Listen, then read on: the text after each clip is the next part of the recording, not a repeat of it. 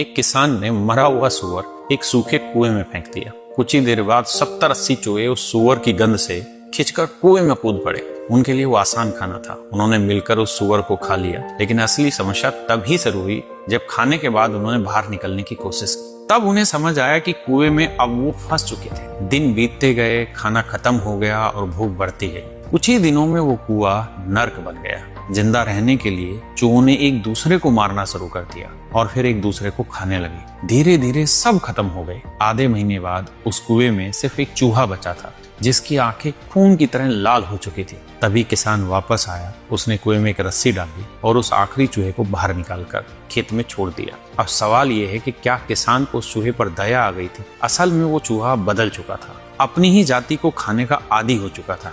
इसलिए वो अब अनाज नहीं खाता था। वो खेत में जाते ही पागलों की तरह चूहों को शिकार बनाने लगा। और यही है असली खेल। इसे कहते हैं डिवाइड ट्रैप, जहां ऊपर बैठे लोग खुद कभी नहीं लड़ते, बस ऐसा माहौल बना देते हैं जहां नीचे वाले लोग आपस में लड़कर एक दूसरे को खत्म कर देते हैं। और सच ये है, बहुत से लोग पूरी जिंदगी दूसरों को हराने में लगा देते हैं, लेकिन उन्हें कभी समझ नहीं आता कि वो खुद किसी और के खेल का हिस्सा बन चुके हैं। इसलिए किसी और के बनाए जाल में मत फंसो, और अगर कभी फंस भी जाओ तो लड़ो मत, बाहर निकलने का रास्ता ढूंढो। ये आप समझ सकते हैं मैंने किस कॉन्टेक्स्ट में बनाई। अगर आपको ये समझ आई तो आप बताइए मैं किस रेस्पेक्ट में बात कर रहा हूँ।